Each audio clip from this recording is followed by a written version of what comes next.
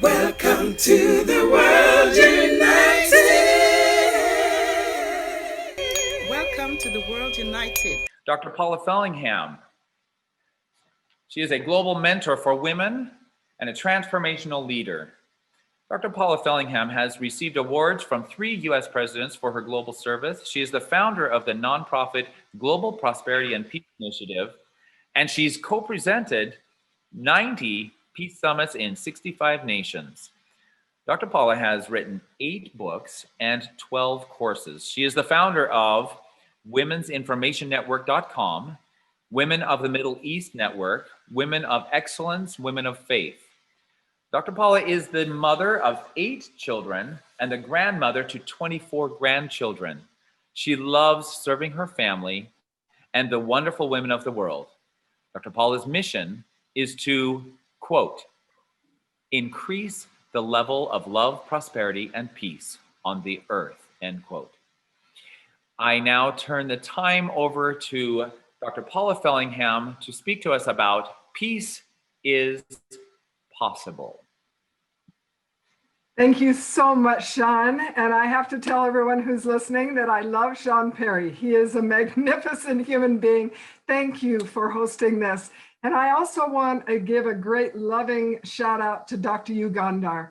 We were very instrumental, Sean and I, in presenting the World Parliament on Spirituality 2016 with Dr. Yugandhar.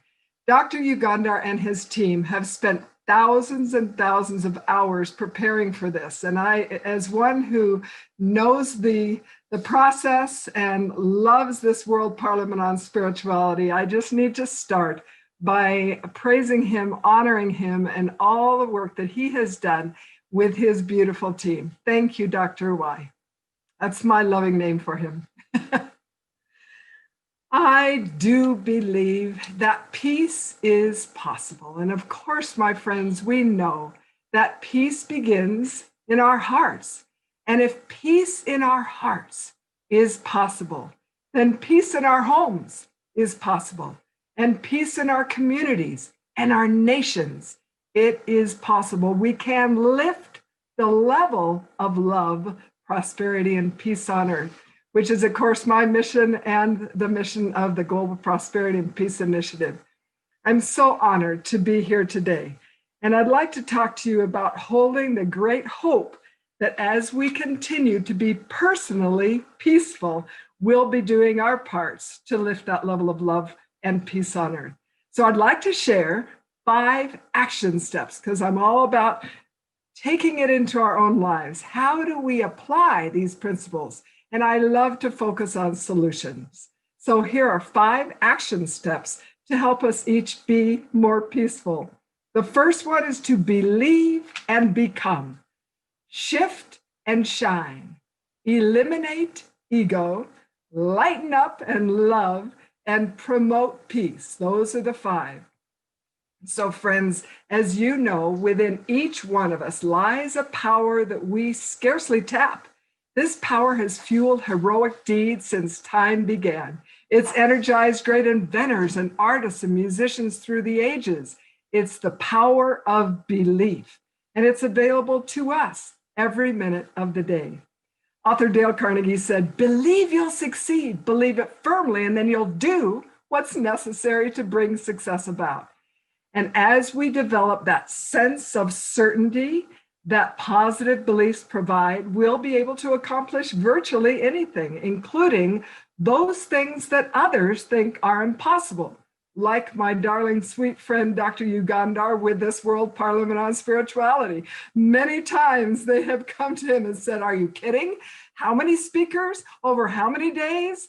And he's done this. And again, I just honor you and I love you, Dr. Yugandhar. So we must believe, though, with any big thing that we do, that it is possible and we can be the change that we wish to see in the world, of course, as Gandhi said.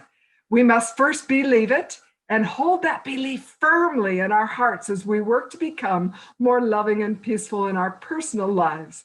For as you know, of course, as I said, peace can only begin in each individual heart. And then, as wise parents teach in the home, by example.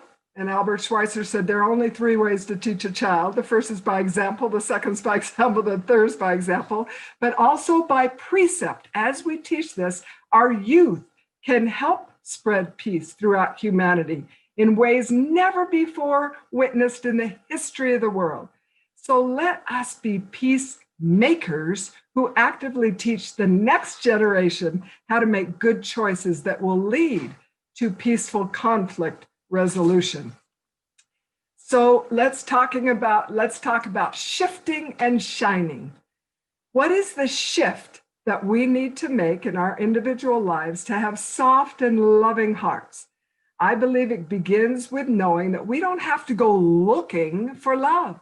We don't have to go looking and seeking for joy. This is within us, thanks to a loving God who loves us and wants us to be happy. We already have those qualities inherently within us, and we can access them at any time. At times, we might feel overwhelmed if we think we're supposed to promote peace by solving maybe like the water problems in Africa or eliminating the strife in Syria. What we're talking about now is beginning the promotion of peace by making a shift in our own hearts.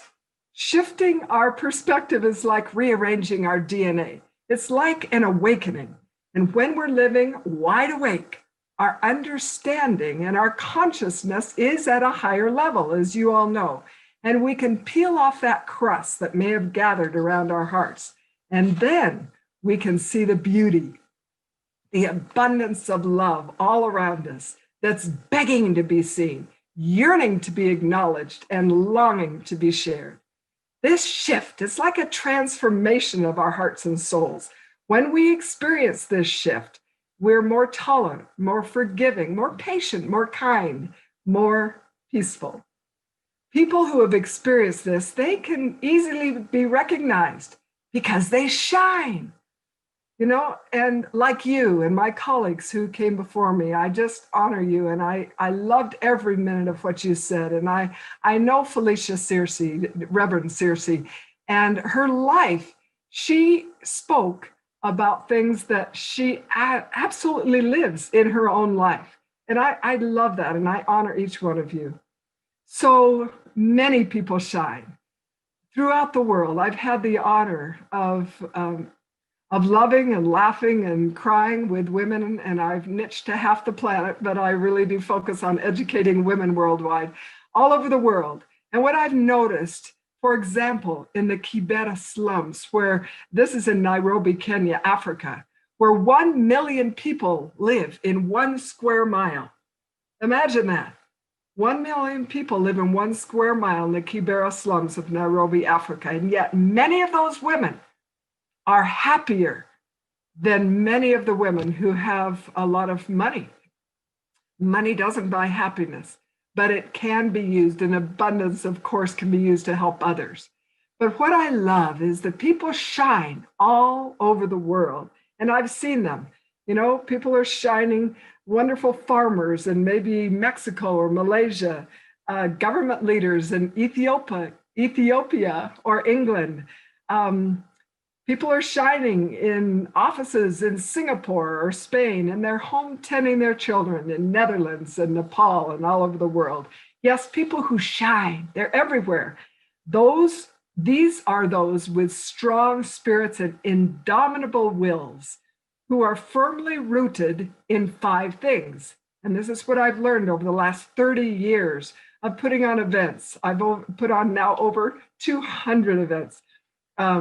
Global women's summits and peace events in many nations. But people who shine stand on a foundation of, here are 5 things: positive, powerful beliefs, moral values, optimistic attitudes, never give up work ethics, and deep hope for a better future.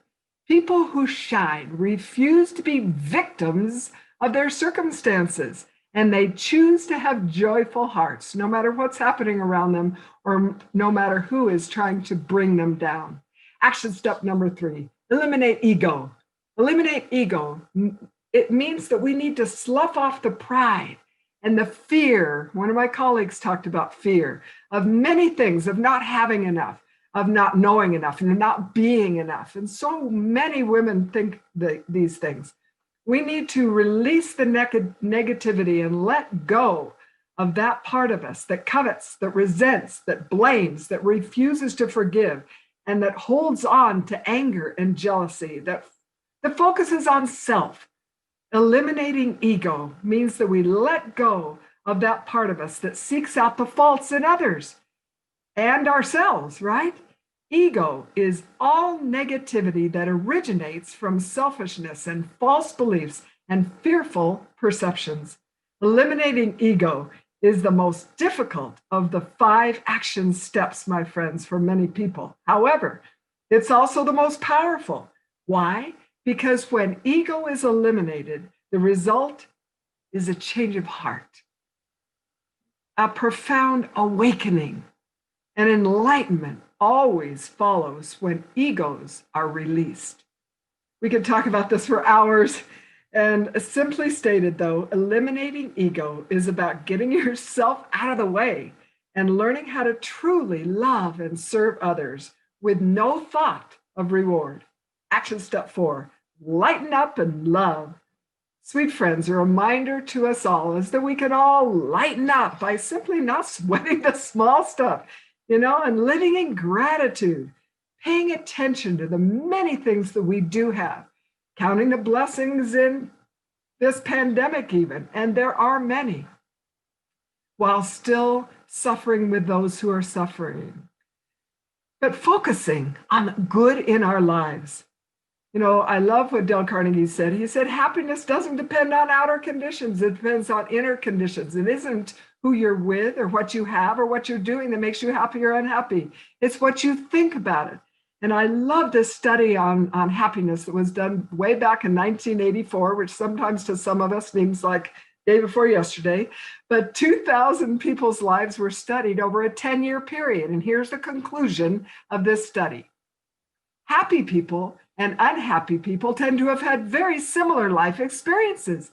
The difference is that the average unhappy person spends more than twice as much time thinking about unpleasant events in their lives, whereas the happy people tend to, here comes a verb, seek and rely upon information that brightens their personal outlook, close quote. This is powerful. This teaches us how to live.